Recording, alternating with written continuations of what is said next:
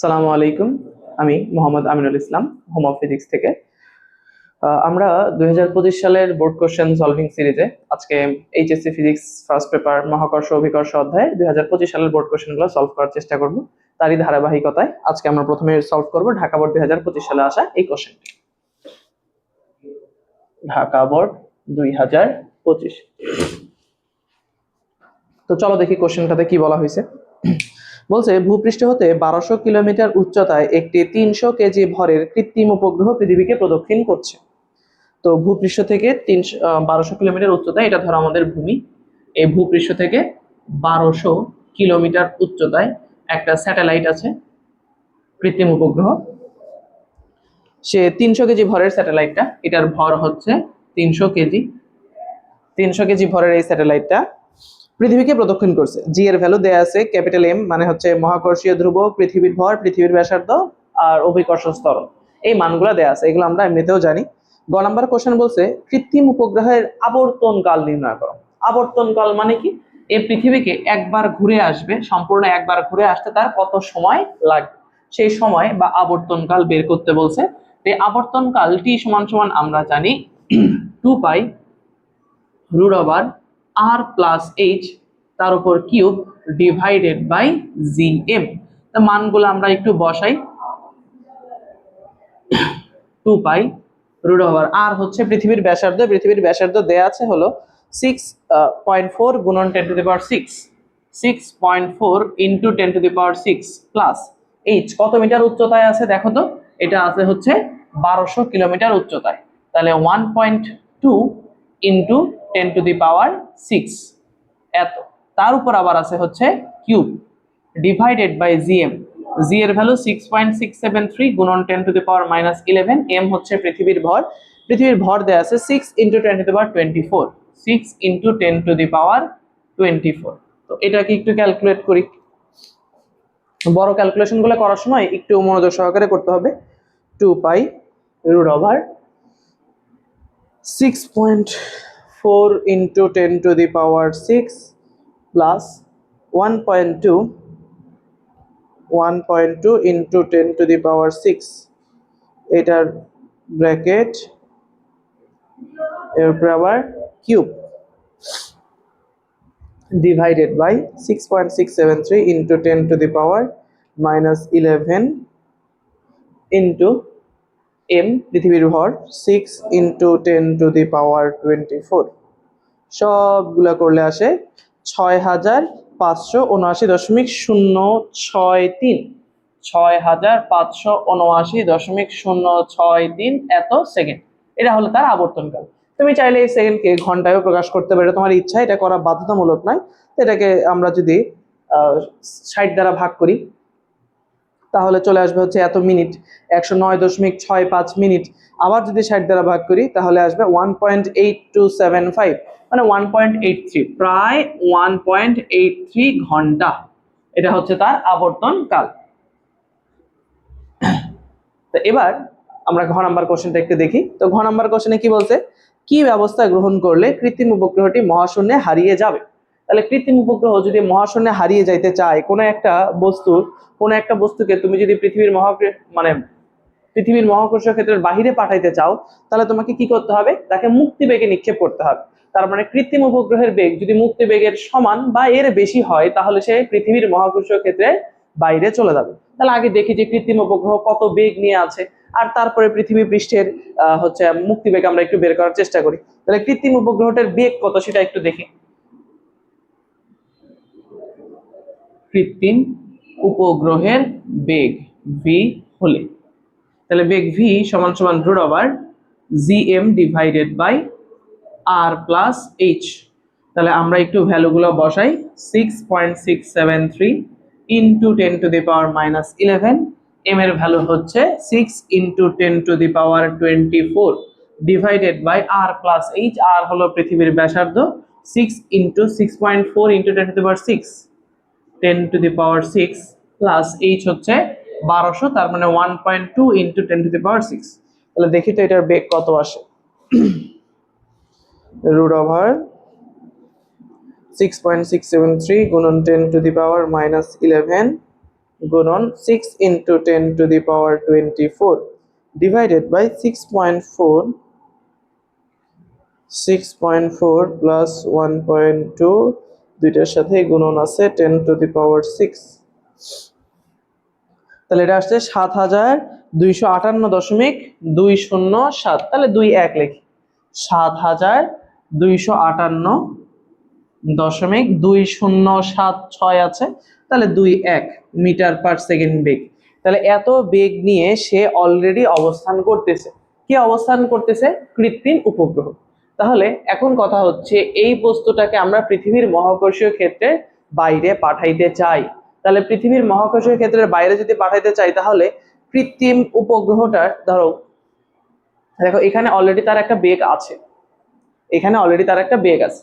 তাহলে এই অবস্থান থেকে তাকে যদি আমরা পৃথিবীর মহাকর্ষীয় ক্ষেত্রের বাইরে পাঠাইতে চাই, তাহলে তাকে কি করতে হবে? নির্দিষ্ট একটা বেগে নিক্ষেপ করতে হবে। যে বেগে নিক্ষেপ করলে কোনো বস্তু পৃথিবীর মহাকর্ষীয় ক্ষেত্রের বাইরে চলে যায়, সেই বেগটাকে আমরা বলি তার মুক্তিবেগ। তাহলে ভূপৃষ্ঠে মুক্তিবেগ কত, এটা একটু চিন্তা করি। পৃথিবী যেহেতু এটা পৃথিবীর কথা বলছে না, হ্যাঁ ভূপৃষ্ঠ তার মানে পৃথিবী। তাহলে ভূপৃষ্ঠে আমরা যদি একটু মুক্তিবেগটা বের করতে চাই, ভূপৃষ্ঠে মুক্তিবেগ আমরা জানি মুক্তিবেগ v ইকুয়ালস টু √2gr, এটা একটা সূত্র জানি। আর একটা হচ্ছে gm divided by r, 2gm divided by r, এটা কিন্তু আর একটা সূত্র জানি। এখন আমরা যেটা দিয়ে খুশি সেটা দিয়ে বের করতে পারবো, কারণ আমাদের কাছে অভিকর্ষ ত্বরণ দেয়া আছে। তো এই ক্যালকুলেশনটা একটু বড়, তা আমরা এটা দিয়ে করব না, আমরা কি করব? √2gr এটা ব্যবহার করব। তাহলে 2 ইন্টু জি এর মান 9.8 এবং আর হচ্ছে 6.4 ইন্টু 10⁻6। তাহলে এটা একটু ক্যালকুলেশন করি।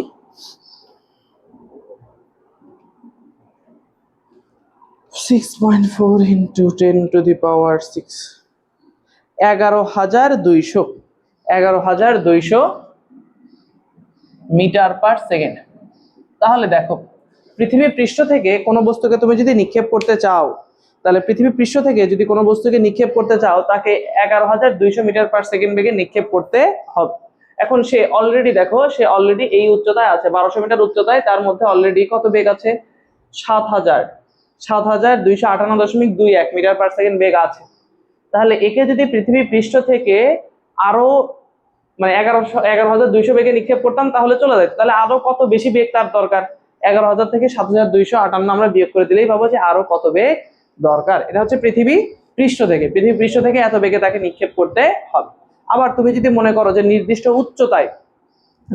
উচ্চতা থেকে এখান থেকে আরো কত বেগ নিক্ষেপ করবা, এখান থেকে আরো কত বেগ, তাহলে দেখো আমরা যদি ওই এইচ উচ্চতায় মুক্তিবেগ বের করতে চাই, তাহলে এইচ উচ্চতায় মুক্তিবেগ হচ্ছে √2g into r plus h। তাহলে √2 ইন্টু 9.8 ইন্টু r এর মান হচ্ছে তোমার 6.4 ইন্টু 10⁻6 প্লাস 1.2 ইন্টু 10⁻6।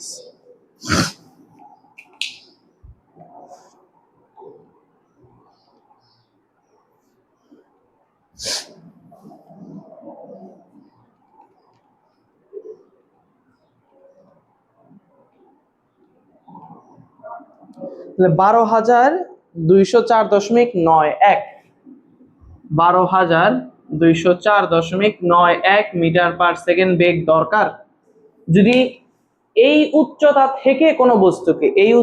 থেকে কোনো বস্তুকে আমরা নিক্ষেপ করতে চাই, এবং সেটা যদি স্থির হয়। তাইলে সে যদি আগে থেকে স্থির থাকতো, তাহলে ডিরেক্ট এত বেগে নিক্ষেপ করলেই চলে যেত।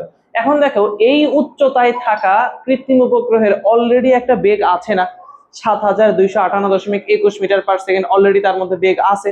তাহলে তার এখান থেকে মুক্তিবেগ কত? 12,204। তাহলে আর কতটুকু বেগ লাগবে? তাহলে উক্ত স্যাটেলাইটের বা ওই স্যাটেলাইট তো না, কৃত্রিম উপগ্রহ মনে লেখা আছে প্রশ্ন, তাহলে আমরাও কৃত্রিম উপগ্রহই লিখি। ওই কৃত্রিম উপগ্রহের বেগ বাড়াতে হবে। কত বাড়াতে হবে? ভিই মাইনাস ভি। তাহলে কত এটা? ভিই হচ্ছে 12,204.91 মাইনাস 7258, 258.21। তাহলে এটার থেকে আমরা, আচ্ছা 9 একের পরে 7 ছিল, তাহলে আমরা 9 2 দিই, এটাকে 9 2 দিই, তাহলে মাইনাস 7258.21।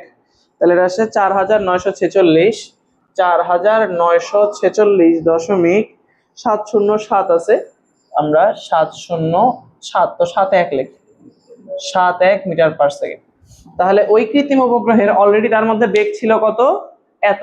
তাহলে সে যেহেতু এই উচ্চতায় আছে, সেই উচ্চতায় মুক্তি বেগ হলো এত, তাহলে ওই উচ্চতায় তার আরো বেগ বাড়াইতে হবে 4946.71 মিটার পার সেকেন্ড। যদি তার বেগ এতটুকু বৃদ্ধি করতে পারো, তাহলে সে কি করবে, পৃথিবীর মহাকর্ষীয় ক্ষেত্রের বাইরে চলে যাবে। যদি এটা হচ্ছে ন্যূনতম বেগ, যে বেগে নিক্ষেপ করলে পৃথিবীর মহাকর্ষীয় ক্ষেত্রের বাইরে যাবে, এর থেকে বেশি বেগ হলে তো আরো আগে চলে যাবে। বুঝতে পারছি? আশা করি তোমরা এই ঢাকা বোর্ড 2025-এ আসা এই কোশ্চেনটা বুঝতে পারছো।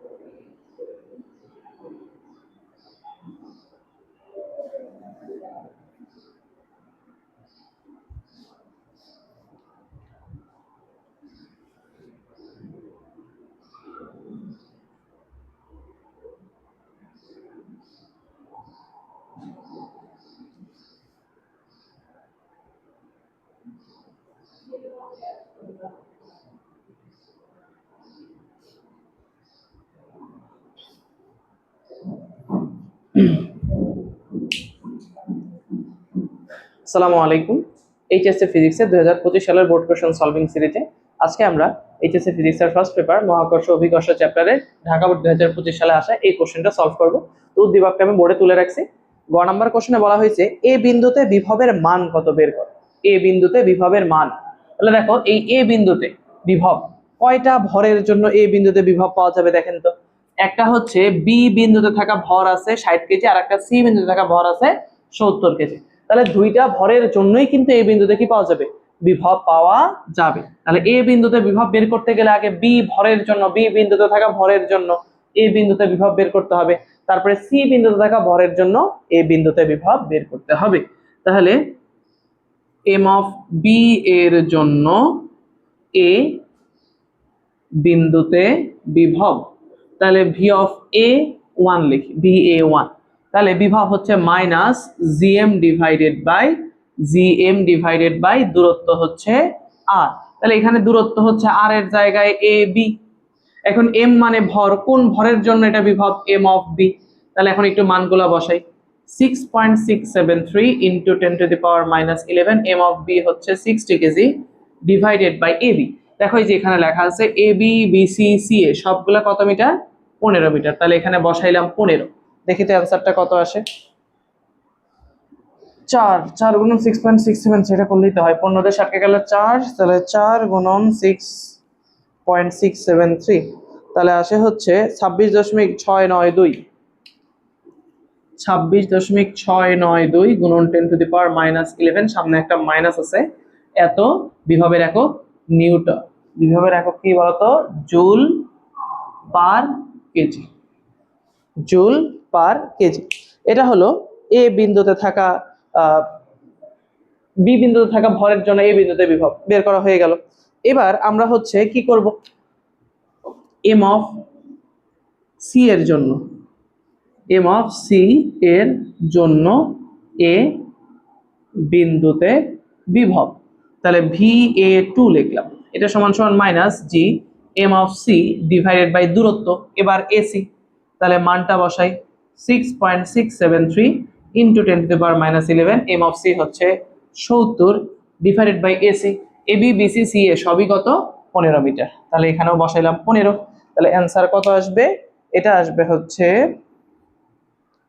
তাহলে 6.673 ইন্টু 70 ডিভাইডেড বাই 15, 31.1406, তাহলে মাইনাস 31.1406, তো 1 লিখি জুল, আচ্ছা গুণন আছে, গুণন 10⁻⁻11 জুল পার কেজি। এখন দেখো এই বিন্দুতে বিভব দুইটা, আর বিভব হচ্ছে স্কেলার রাশি, তাহলে স্কেলার রাশি আমাদের যোগফল সরাসরি বীজগণিতের নিয়মে করতে পারবো। তাহলে অতএব এ বিন্দুতে বিভব ভি অফ এ সমান সমান VA1 প্লাস VA2। তো এখন এই মান দুইটা যোগ করব, তাহলে এইটা আর এইটা যোগ করার সময় আসলে কিন্তু বিয়োগ হয়ে যাবে, যোগ করতে চাইলেও আসলে কি হবে বলতো, বিয়োগ হয়ে যাবে। তাহলে এইটা মানে এখানে হচ্ছে এইটার সামনে মাইনাস, এটার সামনে মাইনাস, প্লাস 26.692, তাহলে আসলে 57.83 ইন্টু 10⁻⁻11। 57 মাইনাস আছে কিন্তু সামনে একটা, 57.83 গুণন 10⁻⁻11 জুল পার কেজি। তো গ নাম্বার এতটুকু, তোমরা চাইলে কিন্তু একবারই যোগ করে দিতে পারো, এটাতে কোনো সমস্যা নেই। এবার আসি ঘ নাম্বারে। ঘ নাম্বারটা একটু বড়। ঘ নাম্বারে বলছে এ ও ডি বিন্দুতে প্রাবল্যের মানের তুলনা করতে বলছে, শুধু মান। তাহলে এ আর ডি বিন্দুতে প্রাবল্যের মানের তুলনা করতে বলছে, তাহলে এই বিন্দুতে প্রাবল্য বের করব, আবার ডি বিন্দুতে প্রাবল্য বের করব, তারপরে আমরা দুইটার মানকে তুলনা করব। তাহলে দেখো এ বিন্দুতে কয়টা ভরের জন্য মহাকর্ষীয় প্রাবল্য পাবো, বি তে থাকা ভরের জন্য একবার, সি তে থাকা ভরের জন্য একবার।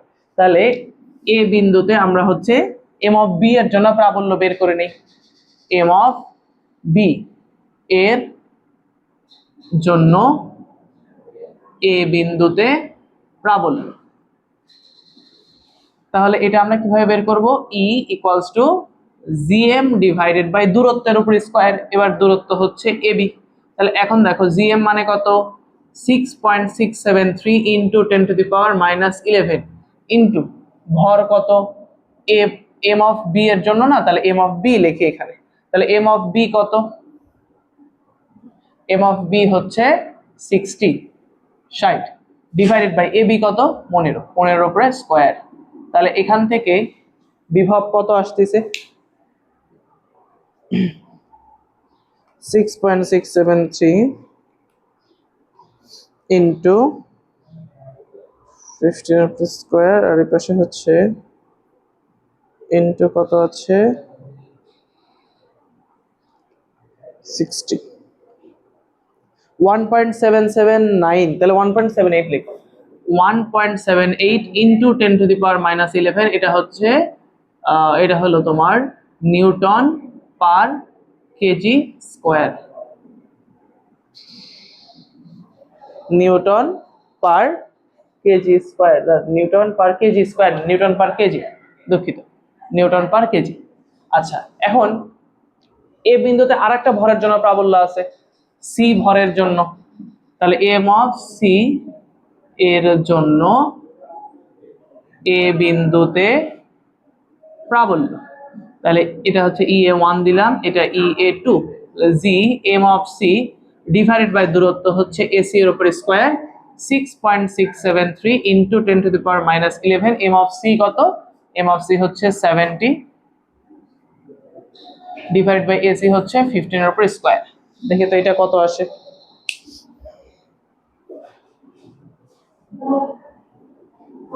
এটা শুধু 70, 2.076, তাহলে 08 লিখি, 2.08 ইন্টু 10⁻⁻11 নিউটন পার কেজি, 2.076, হ্যাঁ 08।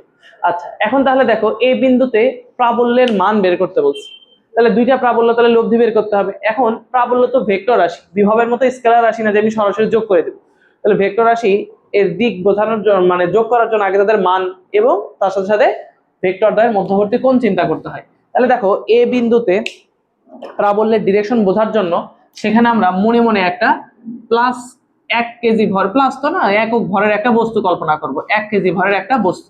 তাহলে 1 কেজি ভরের বস্তুকে 1 কেজি ভরের বস্তুকে যে পথে আকর্ষণ করবে সেটাই হচ্ছে প্রাবল্যের ডিরেকশন। তাহলে এই যে বি বিন্দুতে থাকা 60 কেজি ভরের বস্তু 1 কেজিকে তার নিচের দিকে আকর্ষণ করবে, এটা হচ্ছে EA1। আবার 70 কেজি ভরের বস্তুটা এ বিন্দুতে থাকা 1 কেজি ভরের বস্তুকে নিজের দিকে আকর্ষণ করবে, এটা হচ্ছে EA2। এখন দেখো এই দুইটার মধ্যবর্তী একটা কোণ চলে আসছে। এখন এই মধ্যবর্তী কোণ কেমনে বের করব? দেখো এখানে প্রশ্নে কি বলছে, AB BC CA এটা হচ্ছে 15 মিটার। তাহলে একটা ত্রিভুজ ABC, এই ত্রিভুজ ABC ত্রিভুজের প্রত্যেকটা বাহুর দৈর্ঘ্য সমান। প্রত্যেকটা বাহুর দৈর্ঘ্য যদি সমান হয় এই ত্রিভুজকে আমরা কিন্তু সমবাহু ত্রিভুজ বলতে পারি। আর সমবাহু ত্রিভুজের প্রত্যেকটা কোণ হয় হচ্ছে 60 ডিগ্রি। তাহলে এখানে এই অ্যাঙ্গেলটা অর্থাৎ EA1 এবং EA2 এদের মধ্যবর্তী এই কোণের মানটাও কত হবে? এই কোণের মানটাও হবে হচ্ছে 60 ডিগ্রি, অর্থাৎ আলফা ইকুয়ালস টু কত ডিগ্রি? 60 ডিগ্রি। তাহলে এখানে আমরা একটা ছোট্ট চিত্র এরকম আঁকাই দেই। এ বিন্দুতে এরকম EA1, এদিকে হচ্ছে EA2, আর এই মধ্যবর্তী কোণ হচ্ছে 60 ডিগ্রি। তাহলে এ বিন্দুতে প্রাবল্য মানে লব্ধি প্রাবল্য, লব্ধি প্রাবল্য EA সমান সমান লব্ধি p square plus q square plus 2pq cos alpha. তাহলে p স্কয়ার বলতে EA1 স্কয়ার, q স্কয়ার বলতে EA2 square plus 2EA1 EA2 into cos alpha. আর এই আলফা বলতে এবার কত ডিগ্রি? 60 ডিগ্রি। এবার একটু মানটা বসাবো, বিশাল বড় হিসাব। 1.78 into 10 to the power minus 11 plus 2.08 into 10 to the power minus 11 plus 2 into 1.78 into 10 to the power minus 11 into 2.08 into 10 to the power minus 11 তারপরে into cos alpha cos 60 degree. বিশাল বড় calculation. তাহলে এটা আমরা একটু শুরু করি। Plus 1.78 into 10 to the power minus 11 এর উপরে স্কয়ার, তারপরে plus 2 into 1.78 into 10 to the power minus 11 into 2.08 into 10 to the power minus 11 into cos 60 degree. Answer root over answer 3.34 into 10 to the power minus 11। বিশাল calculation. 3.34 into 10 to the power minus 11 newton per kg. এটা হচ্ছে এ বিন্দুতে প্রাবল্য। এখন প্রশ্ন আবার কি বলছে, এ ও D বিন্দুতে প্রাবল্যের মান। তাহলে এখন ডি বিন্দুতে কয়টা ভরের জন্য প্রাবল্য? 60 কেজি ভরের জন্য একবার, 70 কেজি ভরের জন্য একবার। তাহলে এবার ডি বিন্দুতে এম অফ বি এর জন্য প্রাবল্য, তাহলে ই ডি 1 ধরলাম। তাহলে G M of B divided by দূরত্ব কত? বিডি, বিডি তার উপর স্কয়ার, বিডি এর উপর স্কয়ার। এখন কথা হচ্ছে বিডি এই দূরত্ব কত? দেখো বলছে বি বিন্দু বিসি এর মধ্যবিন্দু, বিসি এর যদি মধ্যবিন্দু হয়, বিসি মানে হচ্ছে 15, তাহলে এই দূরত্ব হচ্ছে 7.5 মিটার, মানে 15 এর অর্ধেক। এই দূরত্ব হচ্ছে 7.5 মিটার। এই দূরত্বও যা, এই দূরত্বও তাই। তাহলে এখন মানটা বসাই, 6.673 into 10 to the power minus 11, আর বি বিন্দুর ভর হচ্ছে 60 কেজি ডিভাইডেড বাই বিডি কত? বিডি হচ্ছে 7.5 তার উপর স্কয়ার। তাহলে দেখি তো এটা কত আসে। 6.673 into 60 divided by 7.5 স্কয়ার, তাহলে এটা আসে 7.117। তাহলে 7.12 লিখি, 7.12 into 10 to the power minus 11 newton per KG. আবার ডি বিন্দুতে এম অফ সি এর জন্য একটা প্রাবল্য আছে। ডি বিন্দুতে এম অফ সি এর জন্য প্রাবল্য, তাহলে E D 2 G M divided by দূরত্ব হচ্ছে সিডি এর উপর স্কয়ার। তাহলে জি হচ্ছে 6.673 গুণন 10 to the power minus 11। M of C কত? এম অফ সি হচ্ছে এখানে 70 ডিভাইডেড বাই সিডি কত? একই 7.5 তার উপর স্কয়ার। তাহলে এটার আবার ক্যালকুলেশন করি। 60 এর জায়গায় শুধু হচ্ছে 70, 8.3041, তাহলে 8.30 লিখি। 8.3 ইন্টু 10⁻⁻11 নিউটন পার কেজি। এবার ডি বিন্দুতে লব্ধি প্রাবল্য, ডি বিন্দুতে লব্ধি প্রাবল্য, তাহলে লব্ধি মানে ভেক্টর নিয়মে আসতে হবে, তাহলে তার জন্য ডিরেকশন বোঝা দরকার। এখন দেখো যে বিন্দুতে আমরা প্রাবল্যের ডিরেকশন চাই সেই বিন্দুতে মনে মনে একটা 1 কেজি ভর বা একক ভরের বস্তু কল্পনা করব। একক ভরের বস্তু যেদিকে আকর্ষণ বা বল অনুভব করবে সেটাই হচ্ছে প্রাবল্যের ডিরেকশন। তাহলে বি বিন্দুতে থাকা 60 কেজি ভর এই 1 কেজি ভরের বস্তুটাকে নিজের দিকে আকর্ষণ করবে, এটা হচ্ছে ED1 এর ডিরেকশন, নিজের দিকে। আবার 70 কেজি বস্তুটাও এই 1 কেজি ভরের বস্তুকে নিজের দিকে আকর্ষণ করবে, ED2। এবার দেখো তো যে দুইটা ভেক্টরকে আমরা যোগ করব ED1 আর ED2, দুইটা কি একই দিকে? না, দুইটা পরস্পরের বিপরীত দিকে। দুইটা ভেক্টর যদি পরস্পরের বিপরীত দিকে হয় লব্ধি কেমনে বের করে? বিয়োগ করতে হয়। এখন কোনটা থেকে কোনটা বিয়োগ করব? অবশ্যই বড়টা থেকে ছোটটা বিয়োগ করতে হবে। ED1 আর ED2 এর ভিতরে ED2 বড়, তাই আমরা লিখব হচ্ছে ED2 মাইনাস ED1। তাহলে ED2 কত? 8.3 মাইনাস ED1 হচ্ছে 7.12। 7.12 কমন নিয়ে রাখি, দুইটাতেই 10⁻⁻11 আছে। দেখি তো এটা কত আসে। 8.3 minus 7.12, 1.18। 1.18 into 10⁻⁻11 Newton per KG. তো এখন দেখো দুইটা বিন্দুতেই আমরা লব্ধি প্রাবল্যের মান বের করে ফেলছি, আমাদেরকে তো দিক বের করতে বলেনি, এই জন্য আমরা দিক বের করতেছি না। বলছে হচ্ছে মানের তুলনা করো। তুলনা দুই ভাবে করা যায়, বিয়োগ করে করা যায়, ভাগ করে করা যায়। তা আমরা একটু ভাগ করে দেখাইতে পারি। তাহলে অতএব ED divided by E of A, বা এখন লেখে এটাকে শুরু করতে পারি। ED কত? আচ্ছা বড় কোনটা? বড় হচ্ছে E অফ A, তাহলে এটাকে উপরে রাখি, তাহলে দেখতে সুন্দর লাগবে। E অফ A আর এটা হচ্ছে E of D। E of A কত? 3.34 ইন্টু 10⁻⁻11 আর এটা হচ্ছে 1.18 ইন্টু 10⁻⁻11। এটা তো কাটা, তাহলে 3.34, এটা হচ্ছে 2.83, 8305, 83 লিখি।